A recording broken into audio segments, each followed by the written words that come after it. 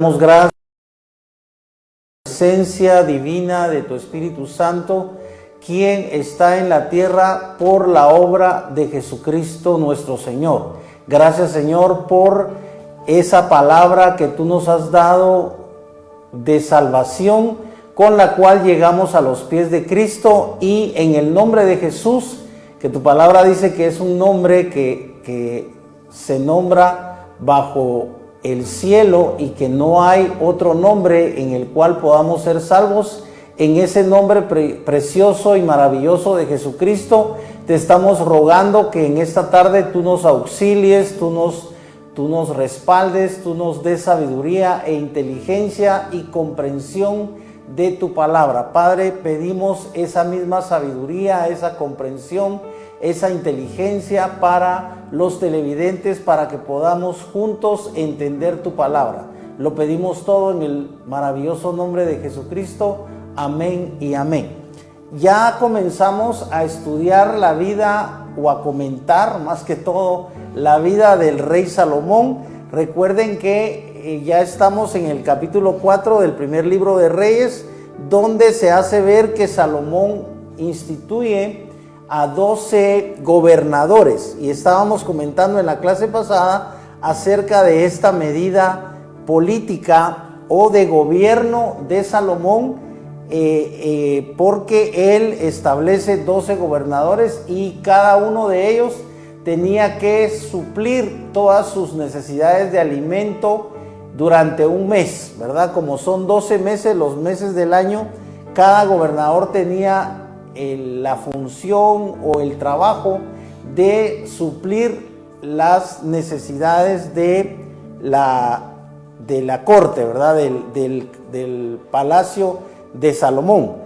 Perdón. Entonces estamos acá en el capítulo 4, donde recuerden que hablamos acerca de que Salomón tenía 40,000 caballos y que también tenía 12,000 jinetes para esos caballos, ¿verdad?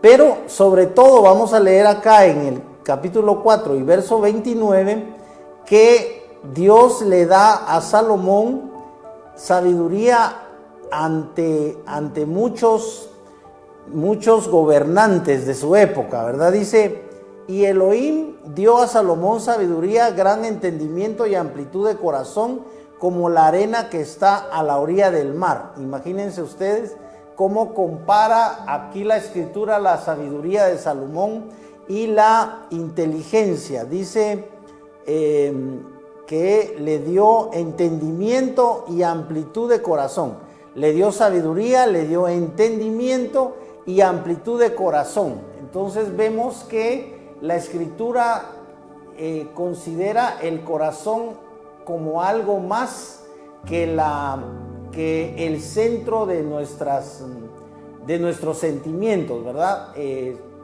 Es tal vez una concepción, quizá no es una concepción científica acerca de la definición de corazón, porque ustedes saben que el corazón, pues lógicamente es fundamentalmente el músculo que bombea la sangre, ¿verdad? Cuando el corazón se detiene, pues se detiene la vida, y al menos la vida del cuerpo deja de ser. Pero el corazón también es el centro de la vida afectiva del ser humano, y recuerden que la escritura dice en uno de los profetas que Dios ha puesto eternidad en el corazón de ellos. Entonces, refiriéndose a los seres humanos, Dios nos ha puesto eternidad en el corazón, es decir, en esta área del torso, que es donde está nuestro corazón. Es muy probable que acá esté también nuestro espíritu, porque todos los que hemos tenido una experiencia con Dios, cuando nosotros recibimos a Cristo, cuando nosotros le pedimos a Cristo que nos perdone y que nos limpie de nuestros pecados y que entre, nosotros le pedimos específicamente que entre en nuestro corazón, porque nuestro corazón es el centro, por así decirlo, de nuestra vida. Es probable que en esta misma área esté no solo el área afectiva, sino como les decía, esté acá el espíritu del hombre. Por supuesto que como el espíritu del hombre es un ente invisible, lógicamente cuando operan a alguien, por ejemplo, de corazón abierto, no van a encontrar el espíritu por ninguna parte. Pero todas las experiencias que ustedes tienen con Dios, los que han tenido experiencias con Dios y los que no, pero van a tener experiencias con Dios, se van a experimentarlas en esta área. Las experiencias con Dios no son intelectuales, porque recuerden que Dios, aunque nos ha dado la mente de Cristo, antes de conocer a Cristo, nosotros no podemos entender a Dios con nuestra mente natural. Tiene que ser por fe.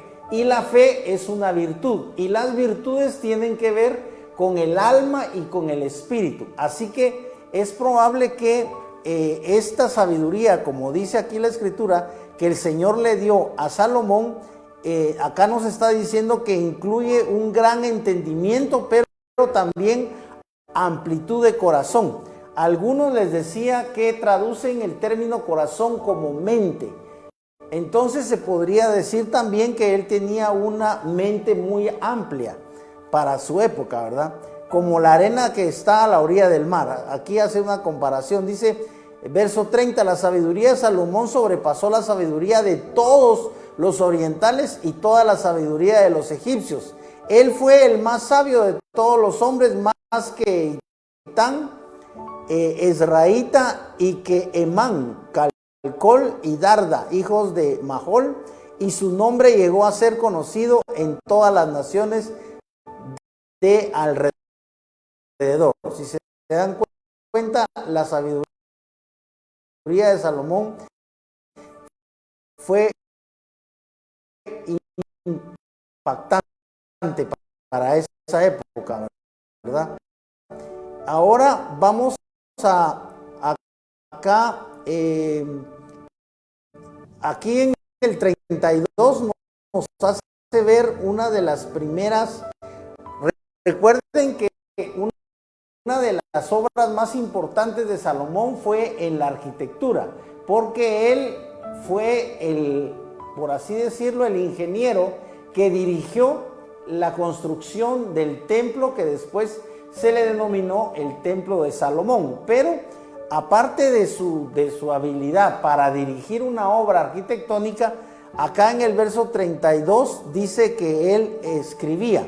Dice el verso 32, compuso 3000 proverbios y 1005 cantares. Recuerden ustedes que en la Escritura precisamente está el libro de Proverbios, y el libro de Proverbios solamente me parece que tiene 31 proverbios. Vamos a ver. El libro de Proverbios solo tiene 31 proverbios, y recuerden que el proverbio 31 es acerca de la... Vamos a ver, el 30... sí, es el 31, ese es acerca de la mujer virtuosa, del verso 10 en adelante. Recuerden ustedes, solo como un ejemplo, lo que dice este proverbio famoso de Salomón acerca de la mujer. Dice verso 10, mujer virtuosa, ¿quién la hallará? Porque su estima sobrepasa largamente a la de las piedras preciosas. El corazón de su marido está en ella confiado y no carecerá de ganancias. Le da ella bien y no mal todos los días de su vida. Busca lana y lino y con voluntad trabaja con sus manos. Es como nave de mercader, trae su pan de lejos. Si se dan cuenta, aquí Salomón dedica todo un capítulo de su libro de Proverbios, que solo tenemos 31 proverbios, ¿verdad? O sea, tenemos 31 capítulos, y por supuesto que en cada capítulo hay una serie de proverbios, pero no son los 3000 de los que habla aquí la Escritura. O sea, que Salomón escribió más proverbios. Dice, ciñe de fuerza sus lomos y esfuerza sus brazos, ve que van bien sus negocios, su lámpara no se apaga de noche, aplica su mano al uso y sus manos a la rueca. O sea, habla de una mujer trabajadora, ¿verdad? Y lo interesante es que dice, en resumen, que es la mujer la que edifica con sus manos, edifica su casa. la mujer sabia con sus manos, o sea, con su trabajo, con su conducta, con lo que ella hace todos los días, la mujer sabia edifica su hogar, mientras que la insensata, dice Salomón, con sus manos la derriba. O sea, todos los matrimonios que no prevalecen, o sea, que terminan en un divorcio, es cierto, hay un gran porcentaje de culpa en el varón, pero la Escritura le deja a la mujer, por así decirlo, el mayor porcentaje de mérito en relación a que el hogar se mantenga, y a la vez le da un mayor porcentaje de culpa de que el hogar fracase. O sea que las apreciables damas, las apreciables hermanas, esposas, son las que tienen en sus manos el éxito en un gran porcentaje de su hogar. Eso es lo que nos enseña Salomón. Salomón siempre nos está enseñando, específicamente el libro de Proverbios. Aquí solo estamos haciendo, digamos, un análisis de la historia en torno a la vida de Salomón. Aquí nos dice que escribe 3000 proverbios y 1005 cantares.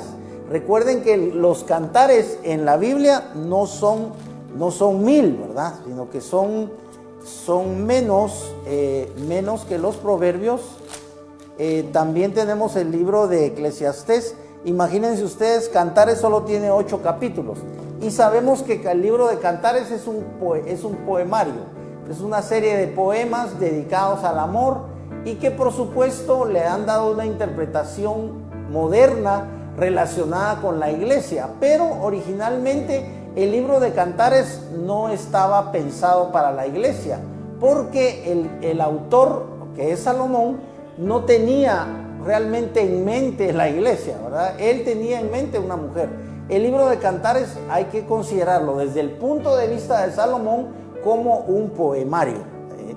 Por supuesto que tiene una aplicación espiritual hacia la iglesia, eso es innegable, pero el punto es que cuando fue escrito originalmente, Salomón no tenía el concepto de iglesia. Recuerden ustedes que llega el momento histórico en el que nace Cristo, y Cristo mismo no predica en relación a la iglesia, porque la iglesia se funda después de Cristo, porque recuerden que el fundamento de la iglesia es Cristo. Entonces primero Dios puso el fundamento, que es Cristo, pero la obra redentora de Cristo en la cruz del Calvario es la que digamos, o la que podemos decir que es la piedra fundamental, ¿verdad? Por supuesto, Cristo mismo es divino y Cristo mismo es Dios encarnado, pero sobre todo la muerte sacrificial de Cristo, la muerte de Cristo para redimirnos, es la que constituye el fundamento de la iglesia. Ahora vamos a volver acá, porque el tema no es el evangelio, ¿verdad? El tema es Salomón. Después de esto, de que Salomón escribe esa cantidad de proverbios y de cantares, vean lo que dice en el verso 33 y 34. Dice: disertó acerca de los árboles, desde el cedro del Líbano hasta el hisopo que crece en la pared. Asimismo habló acerca de los cuadrúpedos, de las aves y de los reptiles y de los peces.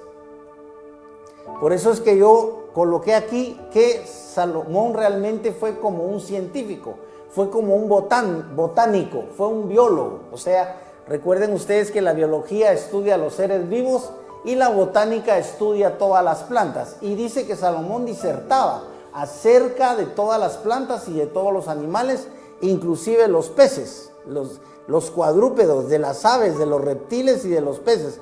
Es decir, que Salomón tuvo tiempo para meditar, para observar, por así decirlo. Salomón fue uno de los primeros científicos, porque la ciencia, recuerden ustedes, que se basa en la observación de los fenómenos. Así fue como, por ejemplo, Darwin llegó a su teoría de la evolución. Yo creo que algunos no sabían que a Darwin lo consideran ateo, y la teoría de la evolución la consideran una teoría atea, pero algunos ignoran que Charles Darwin fue hijo de pastor y Charles Darwin conoció la Biblia. O sea, Charles Darwin no creó su teoría de la evolución de las especies solamente por querer contradecir la Biblia, porque él mismo la conocía. Así que podemos ver aquí que evidentemente Salomón también fue en cierta forma un científico, fue botánico. Dice, de todos los pueblos venían para escuchar la sabiduría de Salomón, de parte de todos los reyes de la tierra que habían oído de su sabiduría. Si se dan cuenta, esta es la sabiduría que Dios le dio a Salomón. ¿Y cuál es la sabiduría que Dios quiere que nosotros tengamos? Es la sabiduría que está contenida en su palabra. Así que tú estás siempre invitado, en primer lugar, por Dios, y en segundo lugar estás invitado siempre por los pastores, por los que estudiamos la palabra de Dios, o por los profetas, o por los evangelistas, y en general estás invitado por todos los cristianos a estudiar tu Biblia. Tú debes leer tu Biblia, tú debes comenzar, si todavía no la has leído, no comiences por el Génesis, comienza por el libro, por los evangelios, ¿verdad? Incluso comienza en el último evangelio, el evangelio de Juan, y luego lee todas las cartas apostólicas, porque las cartas contienen o son un resumen de la sana doctrina, porque la escritura así la llama, ¿verdad? Y después tú vas retrocediendo y vas leyendo el Antiguo Testamento, pero es importante que tú conozcas toda la palabra de Dios, porque recuerden que Cristo les dijo a los discípulos: escudriñen las escrituras porque a ustedes les parece que en ellas encuentran la vida eterna. Si hemos llegado a Cristo por fe, es por esta bendita palabra, es por la palabra de Dios que nos fue predicada. Cada vez que te hablen de Cristo, cada vez que te hablen del Evangelio, cada vez que te hablen de alguna de las epístolas, cada vez que te hablen de alguno de los libros del Antiguo Testamento, eso te genera fe, y por esa fe tú puedes ser salvo. Esa es la importancia de la palabra de Dios. Ahora vamos a pasar acá a la decisión de Salomón de levantar el templo. Él habla con el rey Hiram, y esto está en el capítulo 5 y verso 3. Vean cómo dice acá el 5:3. Dice, tú sabes que y Salomón envió a decir a Hiram, o sea que se lo mandó por una carta, ¿verdad? Tú sabes que debido a las guerras que lo rodearon, mi padre David no pudo edificar una casa al nombre de Yahvé, su Dios, hasta que Yahvé puso a sus enemigos bajo las plantas de sus pies. Pero ahora Yahvé, mi Dios, me ha dado paz por todas partes, no hay adversario ni calamidad. He aquí, me propongo construir una casa para el nombre de Yahvé, mi Dios, como Yahvé habló a mi padre David diciendo, tu hijo, al que pondré en tu trono, en tu lugar, él edificará una casa para mi nombre. Te ruego pues, ordena que talen cedros del Líbano para mí, y mis siervos estarán con tus siervos, y pagaré por tus siervos conforme me digas, porque tú sabes que no hay ninguno entre nosotros que conozca acerca de la tala de árboles como los sidonios. Si se dan cuenta, era el rey de Sidón, ¿verdad? Por eso le está hablando de los sidonios. Y cuando Hiram oyó las palabras de Salomón, se alegró mucho y dijo, bendito sea Yahvé el día de hoy, que ha dado a David un hijo sabio sobre ese pueblo tan numeroso. Envió pues Hiram respuesta a Salomón diciendo, he escuchado lo que me mandaste decir, cumpliré tu deseo en lo que concierne a los árboles de cedro y a los árboles de ciprés. Fíjense bien, están hablando de usar cedro y ciprés. Mis siervos los bajarán del Líbano al mar, y yo los haré llegar en balsa por el mar hasta el lugar que tú indiques, y los haré desatar allí, y tú los recibirás, y tú cumplirás mi deseo dando alimento a mi casa. O sea, aquí Hiram le está diciendo que a cambio de la madera, Salomón le debe dar alimento. Y así Hiram dio a Salomón toda la madera de cedro y de ciprés de conformidad con todo su deseo. Y para el sustento de su casa, Salomón dio a Hiram 20,000 coros de trigo y 20,000 batos de aceite puro. Esto daba Salomón a Hiram año tras año, y Yahvé dio a Salomón sabiduría tal como se le había prometido, y hubo paz entre Hiram y Salomón, y ambos concertaron alianzas. ¿Se dan cuenta? Aquí se está preparando ya la construcción del templo. Ahora en el verso 13 es donde se designan a los hombres para la construcción del templo. Dice, y el rey Salomón decretó la recluta en todo Israel, y fueron reclutados 30,000 hombres. Imagínense, estos 30,000 hombres eran enviados de 10,000 en 10,000 y tenían que trabajar un mes. Entonces, como eran 30,000, trabajaban un mes 10,000 y regresaban y descansaban 2 meses. Y luego mandaban otros 10,000. Dice, y los envió al Líbano 10,000 por mes, por turno, para que pasaran un mes en el Líbano y 2 meses en sus casas. ¿Se dan cuenta? O sea, ellos trabajaban un mes entero y descansaban un mes. Si se dan cuenta, acá, porque el trabajo era bastante fuerte y necesitaban ellos vivir prácticamente cerca de donde estaban trabajando. Así que no podían estar yendo y viniendo a su casa, sino que ellos se iban, trabajaban un mes y luego regresaban. Si se dan cuenta, en todos estos aspectos Salomón demostró esa sabiduría. Ahora dice ya en el capítulo 6, verso del 2 al 5, es donde aparecen las medidas del templo. Vamos a adelantarnos al capítulo 6, verso de 2 al 5. Dice, la casa que el rey Salomón edificó para Yahvé tenía 60 codos de largo, 20 codos de ancho y 30 codos de alto. Yo aquí traduje esas medidas y son 27 metros por 9 metros por 13.5 metros. Cuando dice que tenía 60 codos de largo, quiere decir que el templo medía 27 metros de largo. Cuando dice que tenía 20 codos de ancho, quiere decir que tenía 9 metros de ancho. Y cuando tenía 30 codos de alto, quiere decir que tenía 13.5 metros de alto. Si se dan cuenta, era un templo, pues en esa época era un templo grande, ¿verdad? Porque recuerden que el templo era específicamente para que estuviera dividido en 3 partes. El lugar santísimo al fondo, el lugar santo, que es donde estaban los panes de la proposición, pero estaban sobre mesas, ¿verdad?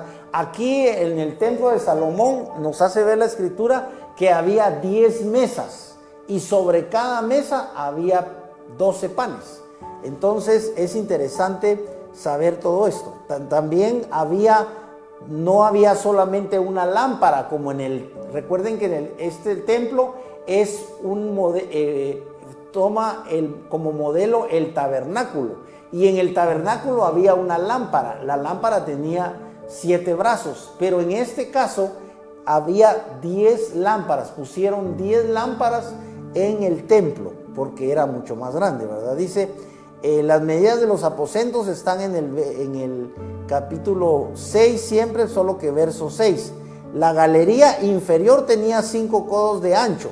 Recuerden que cada codo tiene 45 centímetros de largo, y como tenía 5, entonces son 5 por 45, ¿verdad? Serían 90 y 90, 180 más 45, como 2,25, ¿verdad? Tenía 2,25 metros de ancho. Dice, la galería inferior tenía 5 codos de ancho, o sea, como 2 metros y no 2,25 metros. La intermedia 6 codos de ancho y la tercera 7 codos de ancho, porque había hecho reducciones en el lado exterior alrededor de la casa para no empotrar las vigas de las galerías en los muros de la casa. Sí, cuando leemos cómo fue construido el templo, dice que todas las piedras fueron talladas previamente, y cuando instalaron todas las piedras y formaron el templo, dice que no se escuchó ningún golpeteo, no había martilleo, ¿verdad? O sea, no golpeaban con martillo, porque todas las piedras, que eran muy grandes, las piedras ya las tenían previamente medidas, las tenían milimétricamente medidas ya solo para instalarlas, solo para formar el templo. Ahora viene acá, siempre en el capítulo 6 y verso 11, tenemos acá la intervención de Dios cuando Dios le habla a Salomón acerca del templo. Vamos a ver en el verso 11 qué nos dice acá la escritura. Dice verso 11: y la palabra de Yahvé fue dirigida a Salomón diciendo: en cuanto a la casa que tú estás edificando, fíjense bien lo que Dios le dice a Salomón: si andas en mis estatutos y pones por obra mis juicios y guardas todos mis mandamientos para andar en ellos, yo cumpliré contigo mi palabra que hablé a tu padre David. Si nos damos cuenta, aún el templo que era dedicado a Dios, estaba Dios condicionando a Salomón, porque le dice, voy a repetir, le dice: si andas en mis estatutos, o sea, andar ya sabemos que no se refiere a caminar, ¿verdad? Sino se refiere a cómo actuamos. Ustedes ya saben a qué se refiere andar. Escrituralmente hablando, andar es cómo andamos, cómo nos comportamos, hacia dónde vamos y hacia dónde no vamos y hacia dónde no debemos ir.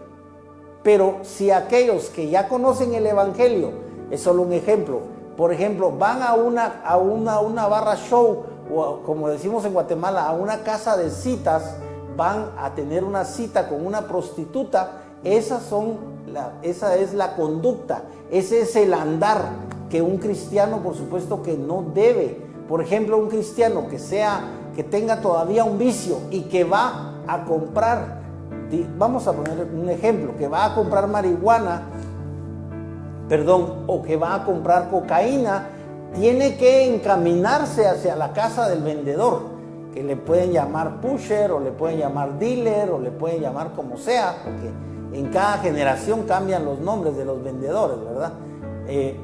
Dealer, sé yo que les llaman también a los vendedores de droga. El punto es que si tú fueras cristiano, pero tienes todavía algún vicio, tú tienes que ir a comprarlo, pero tienes que ir, por así decirlo, porque nuestra naturaleza está inclinada al mal. Recuerden que el apóstol Pablo dice: miserable hombre de mí, ¿quién me librará de este cuerpo de muerte?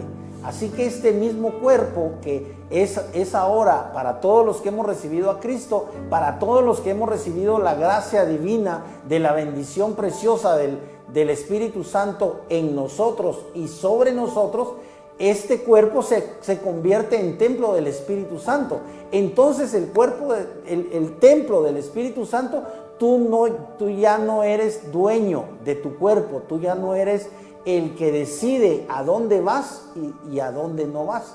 Tú a veces debes ir donde no quieres, pero Dios te manda, y no debes ir a donde Dios no quiere que tú vayas. Por eso, a todos los que todavía tienen una inclinación del vicio, no vayan, no sigan ese camino, no continúen perdonen la palabra, pero es la palabra adecuada, porque nos pasa a todos. No continúen con la necedad de ir a comprar la droga, no continúen con la necedad de ir a una cita con una prostituta, porque el final de eso es sencillamente la muerte. Por eso recuerden que la Biblia dice: hay camino que al hombre le parece recto, pero su final es camino de muerte. A eso se refiere la Escritura con los caminos. El Señor le está diciendo a Salomón: si andas en mis estatutos y pones por obra mis juicios.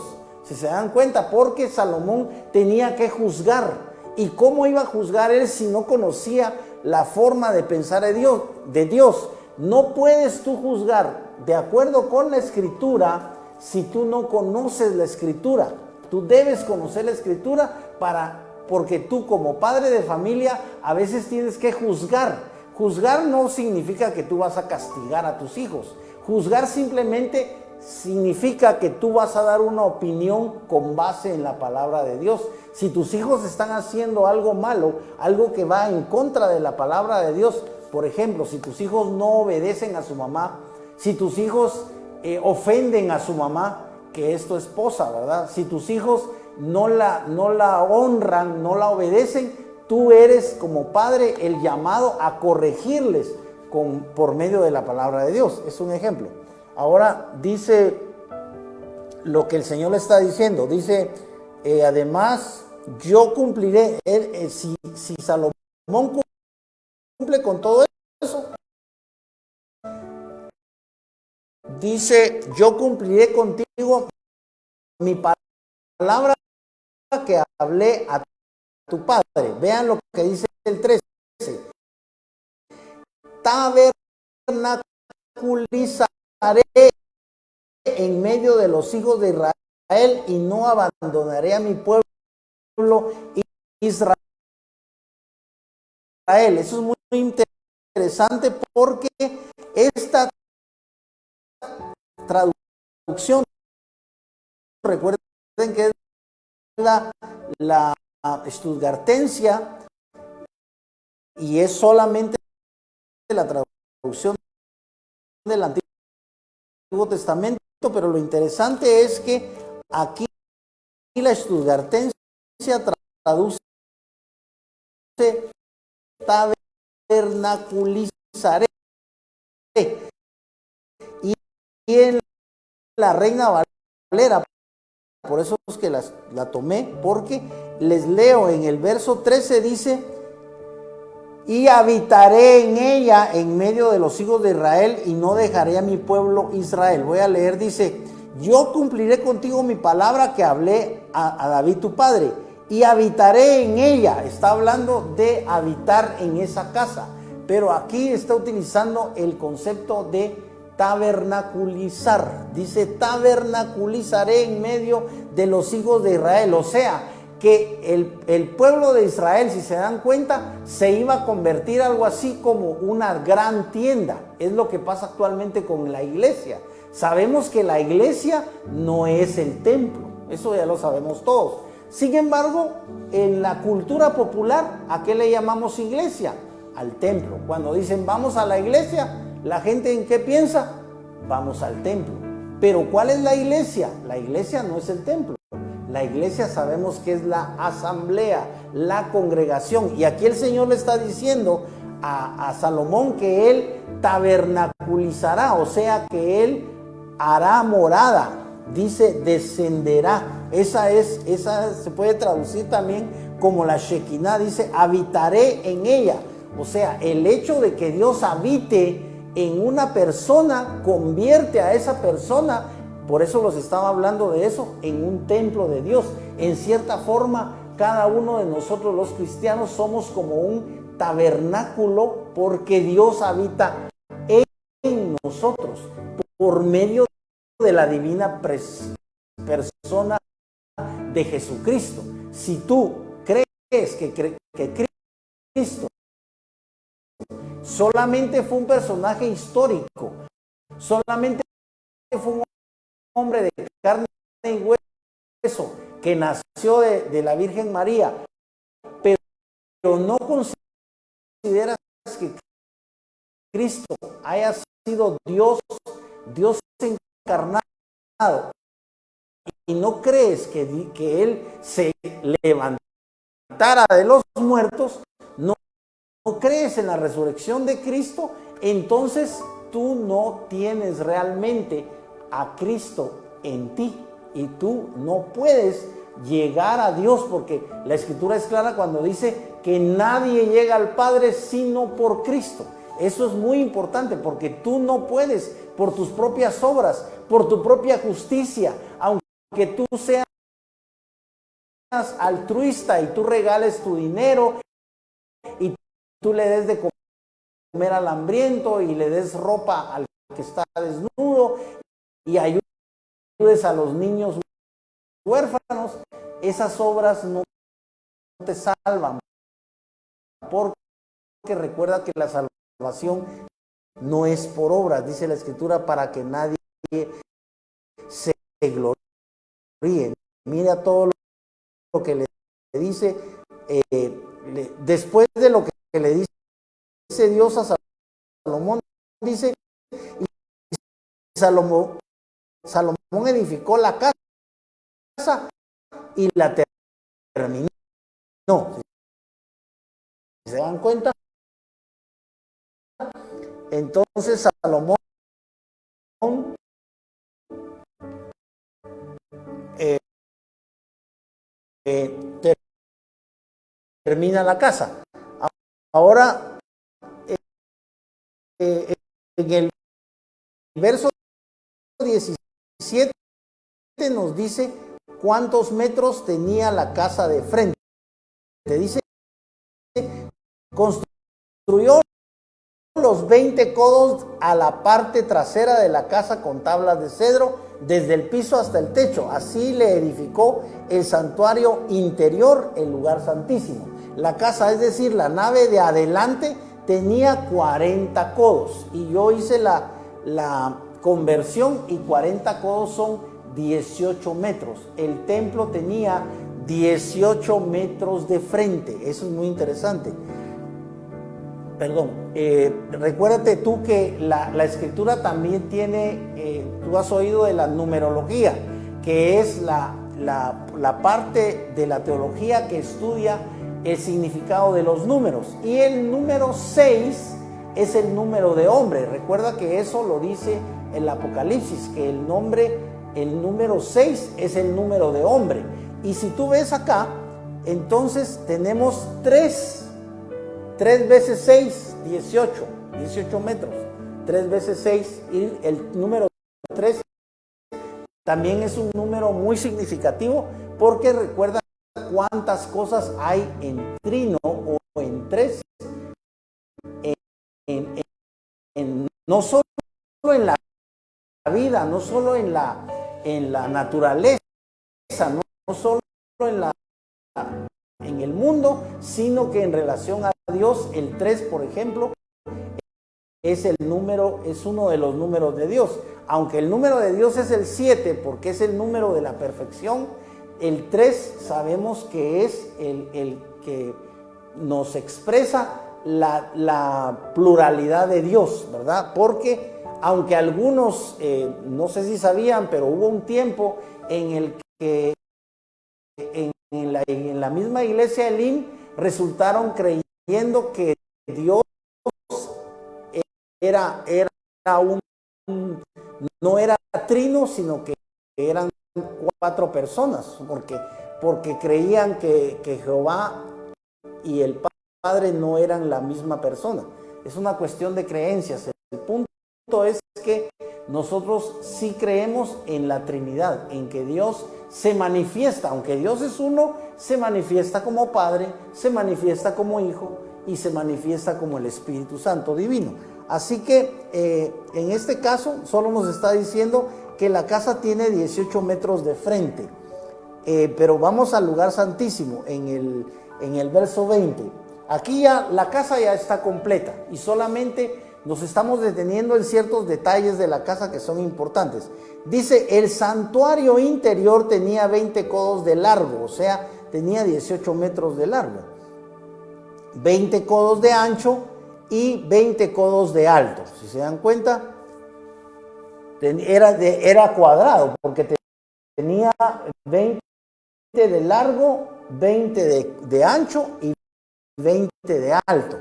Y lo recubrió de oro puro, y el altar lo cubrió de cedro. Si se dan cuenta, esto es el templo de Salomón, era carísimo porque estaba cubierto de oro por dentro.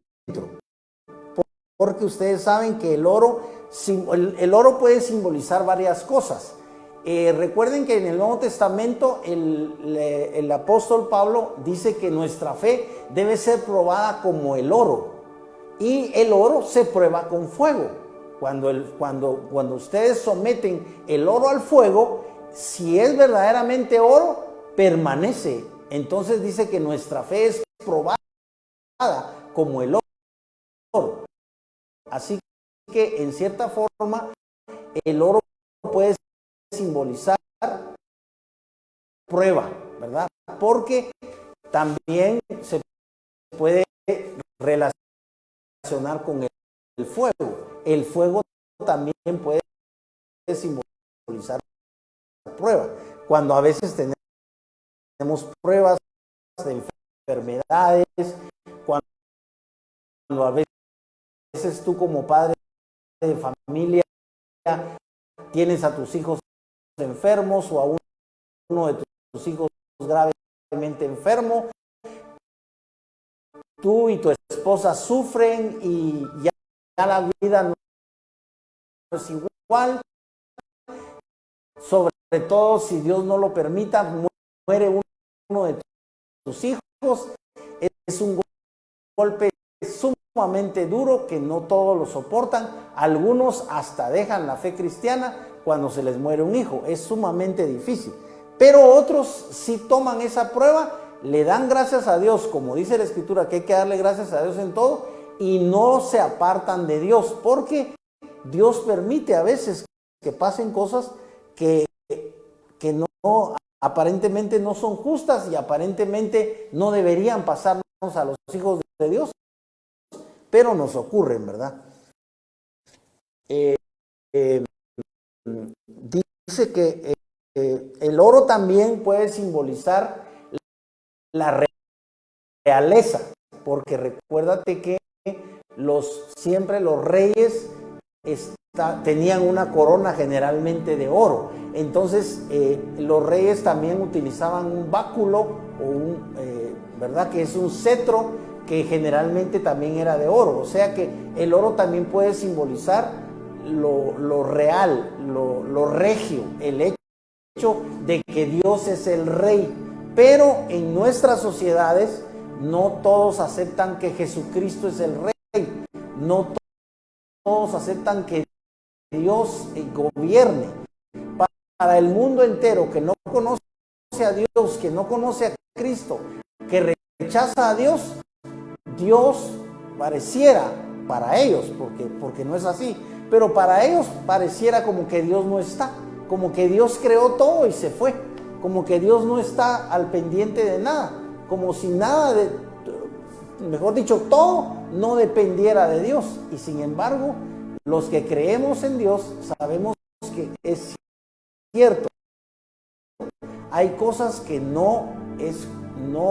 que suceden y no es la culpa de Dios, pero hay cosas que suceden que Dios específicamente las envía o las permite. Recuerden ustedes lo que pasó con Job.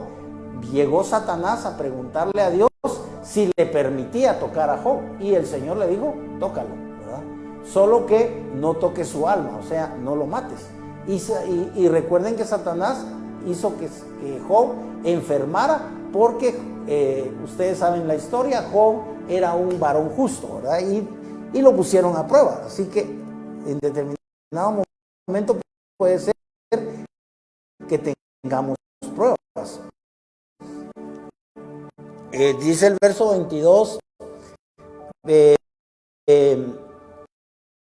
vamos a ver, después Salomón recubrió de oro puro el interior de la casa e hizo pasar cadenas de oro en la parte delantera del santuario interior y lo recubrió de oro.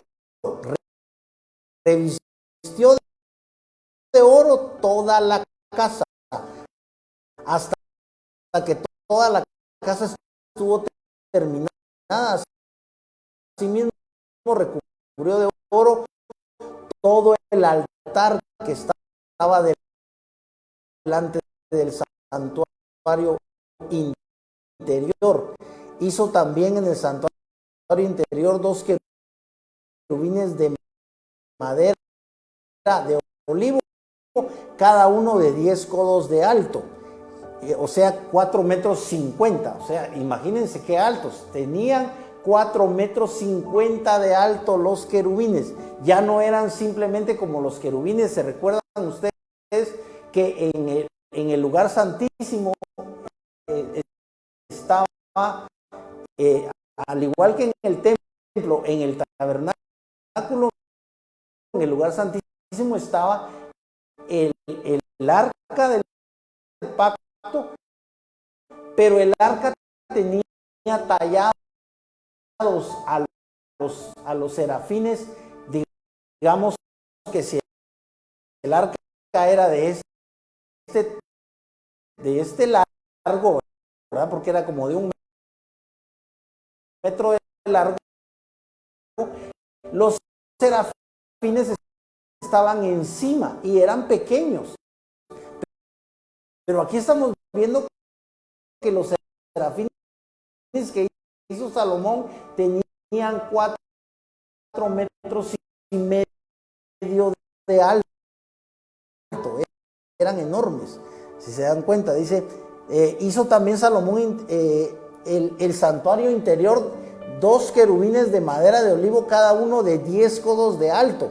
Un ala del querubín tenía 5 codos y la otra ala del querubín 5 codos. O sea, que si 4,50 metros serían 2,25 metros. Cada ala medía 2,25 metros. Dice, desde el extremo de una ala hasta el extremo de la otra había 10 codos. O sea, había 4,50 metros. Si se dan cuenta, tenía 4,50 metros de alto y 4 metros de largo cada uno. Perdón, los dos, porque uno tiraba el ala acá y el otro tiraba el ala para acá. Entonces, realmente cada uno tenía 2,25 metros y juntos, lógicamente, eran 4 metros, porque dice, ambos querubines tenían la misma medida y la misma forma. El primer querubín tenía 10 codos de alto e igualmente el segundo querubín. Y colocó los querubines en medio del santuario interior. Las alas de los querubines se extendían, de modo que el ala de uno tocaba la pared y el ala del otro querubín tocaba la otra pared, y las otras 2 alas que daban al centro del recinto se tocaban ala con ala. Eso es grandioso, o sea, era imponente, porque imagínense ustedes, 4,50 metros tenían de alto. Estaba todo cubierto de oro. Aquí nos dice, y en todas las paredes alrededor de la casa, en el interior y en el exterior, talló bajo relieves de querubines, palmeras y de flores abiertas, ¿verdad? Entonces, los querubines, digamos que pueden simbolizar los seres celestiales, ¿verdad? O sea, que los querubines pueden simbolizar la gloria de Dios. ¿Por qué? Porque los querubines ni siquiera los hemos visto. Los querubines solo aparecen en la Escritura, pero díganme ustedes cuándo sale en el periódico publicado que se vio un querubín. Es algo que creo que nunca se ha visto. El punto es que los querubines simbolizan a los personajes que Dios creó específicamente para que le adoren, porque recuerden que Dios es digno de suprema alabanza y además Dios busca adoradores que le adoren en espíritu. ¿Cuál es el objetivo de habernos salvado, de habernos perdonado, de habernos redimido, de habernos cambiado? Que nosotros nos convirtamos en adoradores de Dios. Es lo que nosotros no hacemos. Nosotros estamos pensando en la esposa, en los hijos, en el colegio, en que hay que pagar el colegio, hay que pagar la luz, hay que pagar el agua, en que trabajo mucho, quiero vacaciones, ahorita que viene Semana Santa me quiero ir al puerto. Nosotros pensamos en todas las cosas de esta vida, pero el Señor busca adoradores. Si tú quieres agradar a Dios, debes convertirte en un adorador. Debes darle gracias a Dios, debes implorar su favor, implorar su perdón, recibir a Cristo y vivir una relación eterna y maravillosa en comunión con Dios a través de Cristo. Esa es la voluntad de Dios, tú ya lo sabes. Ahora vamos a ver qué más hizo Salomón acá. El lugar santísimo está en el verso 20, ya lo vimos. El templo fue edificado en 7 años. Vamos a ir al 37, dice aquí, verso 37. Así, aquí está, dice: en el año cuarto, en el mes de Sib, se echaron los cimientos de la casa de Yahvé, y en el año 11, en el mes de Bul, que es el mes octavo. Estaba viendo el asunto de los meses, y el primer mes del calendario hebreo es el mes de Nisan. Nisan es el primer mes, pero Nisan no es enero, porque el calendario judío, recuerden ustedes que no es igual al calendario gregoriano, que es el que usamos nosotros, donde está enero, febrero, marzo, etc. El mes Nisan, que es el primer mes del calendario hebreo, es abril, y ni siquiera es el 1 de abril, comienza como el 10 u 11 de abril. El punto es que dice que era el octavo: abril, mayo, junio, julio, agosto, septiembre, octubre. El templo se terminó en el 7º mes, pero no en el 7º mes de nuestro calendario, en el 7º mes del calendario judío. Se terminó como en octubre. Imagínense ustedes, dice: y en el año 11, en el mes de Bul, que es el mes octavo, entonces sería noviembre, abril, mayo, junio, agosto, septiembre, octubre, noviembre. Vamos a ver, abril, marzo, abril, mayo, junio, julio, agosto, septiembre, octubre, noviembre, sí, en noviembre, estaba mal, fue en noviembre, porque dice en el mes, en el octavo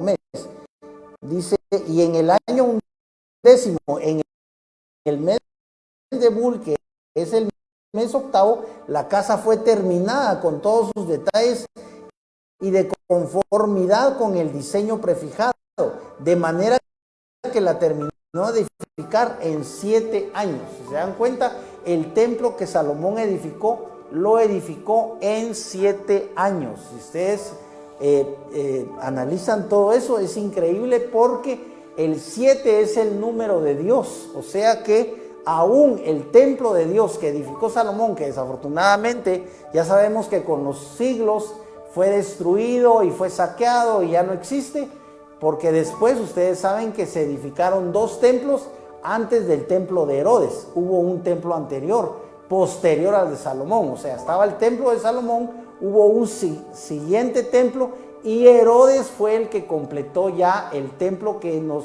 encontramos en la época en la que Cristo vino a la tierra y Cristo realizó su ministerio terrenal. Pero ese templo, recuerden que fue destruido en el año 70 del primer siglo. El templo de Herodes fue el que destruyeron porque recuerden que los judíos se sublevaron, los judíos se rebelaron contra el imperio romano, y recuerden que Tito fue el emperador que mandó en primer lugar, sitiaron la ciudad de Jerusalén, porque todo el mundo se fue a Jerusalén, y allí en Jerusalén, dice el historiador Josefo, que murieron 1.100.000 judíos. Ese fue el fin de la era judía, cuando el imperio romano mató a 1.100.000 judíos que se rebelaron contra el imperio romano. Allí fue cuando destruyeron el templo, y dice, como la profecía de Cristo fue que no iba a quedar piedra sobre piedra, no quedó piedra sobre piedra, porque el oro y todo lo que tenía valor, los soldados romanos rompían las rocas para poder robarse el oro que había allí. Así que esa fue el final de la era judía. Ya casi vamos a terminar, porque el tiempo desafortunadamente se nos está yendo. Solo vamos a ver si llegamos un poquito más adelante. Aquí está algo interesante sobre las columnas.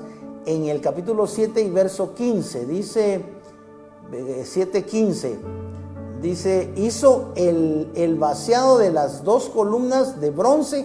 Cada columna tenía 18 codos de alto, y un cordel de 12 codos medía la circunferencia de una y otra columna. Hizo 2 capiteles de bronce fundido para que fueran puestos en las cabezas de las columnas. Un capitel tenía 5 codos de alto y el otro capitel también tenía 5 codos de altos. Los capiteles, ustedes saben que es la parte superior de la columna. Lo interesante es que estas columnas fueron idea del propio Salomón y se edificaron 2 columnas. Esto está del 15 al 21. En el 21 vamos a leer por cuestión de tiempo. Dice, emplazó también las columnas en el pórtico del lugar santo. Erigió la columna derecha y la llamó Jaquín. Y erigió la columna izquierda y la llamó Boaz. Y yo investigué y es interesante porque estas 2 palabras, Jaquín y Boaz, una significa establecer o establecerá y la otra significa fortaleza. ¿Por qué? Porque Dios establece su reino en la tierra. Recuerden que Cristo predicaba, he aquí el reino de Dios se ha acercado y solo los valientes lo arrebatan. Y también decía Cristo, arrepentíos y convertíos y bautícese cada uno para perdón de los pecados. El mismo mensaje de Juan el Bautista era el mismo mensaje de Jesucristo. Él decía, arrepentíos y convertíos y bautícese cada uno, decía Juan. Pero Jesús fue más allá cuando les dijo que Él los iba a bautizar en Espíritu Santo y fuego. Eso es la maravilla de encontrarse con Cristo. Vamos a dejar hasta ahí el estudio porque lo más importante, recuerden ustedes, de este templo maravilloso que construyó Salomón es nada menos que nosotros entendamos que todo el templo y todo lo que contiene el templo, sobre todo el arca del pacto, que era para los judíos el objeto más sagrado que ellos conocían y que ellos tenían, y que recuerden que era solo una caja cubierta de oro, era una caja de madera de acacia, pero adentro, estaba leyendo que en la época de Salomón, adentro ya solo estaban las tablas, pero originalmente, unos 500 años atrás de Salomón, digamos 450 años, cuando vivió Moisés, adentro del arca del pacto estaba, además de las tablas, estaba una muestra del maná y estaba también la vara de Aarón que reverdeció milagrosamente. Era un pedacito de vara que empezó a brotar sin que la sembraran, porque eso era la prueba de que Leví había sido elegido para ser la tribu de sacerdotes. Entonces, todo el arca del pacto y también el propiciatorio, que es donde se ofrecía el sacrificio, porque recuerden que cuando se sacrificaba, el sacerdote debía rociar la sangre también, porque recuerden que el sacrificio era matar a una víctima, porque la sangre de esa víctima era vertida para no matar al oferente, ¿verdad? O sea, al pecador.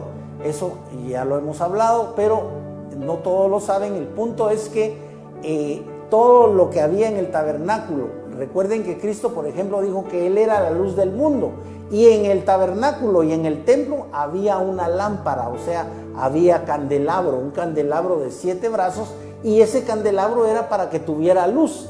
¿Y qué hace un candelabro? Iluminar. ¿Y quién es la luz? Cristo. Así que todo, el mismo pan, recuerden que Cristo dijo que Él es el maná que descendió del cielo. Así que el pan también simboliza a Cristo. El arca del pacto también simboliza a Cristo, porque es una caja de madera, y la madera es tipo o representa la naturaleza humana, la carne y hueso, que Cristo también era de carne y hueso, pero estaba revestida de oro, y el oro simboliza también lo real, como estamos diciendo, porque Cristo es el Rey. Cristo es el Rey de Reyes y Señor de Señores. Así que el arca también simbolizaba a Cristo. Lo que estaba adentro, las 2 tablas de la ley simbolizaban la palabra de Dios. Y la palabra de Dios, recuerden que Cristo dijo que Él, o mejor dicho, Juan dijo de Cristo que Él es el Verbo. En el principio era el Verbo y el Verbo era con Dios y el Verbo era Dios. La verdad es que es un tema muy extenso y casi no tenemos tiempo. Hemos terminado, pero vamos a orar dando gracias al Señor para continuar, si Dios lo permite, en el próximo programa. Vamos a orar en esta tarde. Padre, te damos infinitas gracias por tu palabra, Señor, en el nombre de Jesús. Yo oro para que tu palabra sea una bendición, Señor, a cada uno de los televidentes que se toman el tiempo para estos estudios, Padre, en el nombre de Jesús. Señor, que esta palabra llegue al corazón de ellos, llegue al espíritu de ellos y los vivifique, Padre, en el nombre de Jesús. Envía tu palabra poderosa y maravillosa y milagrosa a cada una de las vidas, Señor, de los televidentes, a cada una de las vidas, Señor, de los siervos que trabajan en este canal y a cada uno de los predicadores que vienen a este canal para enseñar, para predicar, para evangelizar. Padre, en el nombre poderoso de Jesús oramos para que tu palabra sea una bendición en todo momento en las vidas de los televidentes. Que se traduzca, Señor, tu palabra en salvación, que se traduzca en sanidad. Padre, envía una palabra de sanidad a los cuerpos de mis hermanos que están enfermos, a los cuerpos de los televidentes que están enfermos, Señor, que ellos puedan ser sanos por la palabra tuya, por la palabra de Dios, hermano. Puedes ser sano si tú invocas el nombre de Cristo y si tú le pides a Dios que Él sea el que envíe a su Espíritu Santo a tocar tu cuerpo, a tocar tu mente, a tocar tu corazón. Padre, en el nombre de Jesús, libera a aquellos que están siendo atormentados por algún problema psicológico. Padre, en el nombre poderoso de Jesús, Señor, que aquellos que están atravesando por situaciones sentimentales difíciles, que están tristes o están deprimidos, Padre, que tu palabra les insufle, les provoque, les dé fe, Señor, para que esa tristeza se vaya, para que esa melancolía se vaya, para que esa depresión sea echada afuera en el nombre poderoso de Jesús. Padre, oramos para que sea tu Espíritu Santo, para que sea el dedo divino de tu Espíritu Santo el que toque los cuerpos de mis hermanos y de todos los televidentes, Padre. En el nombre poderoso de Jesús te pedimos esto y te damos infinitas gracias. Amén y amén.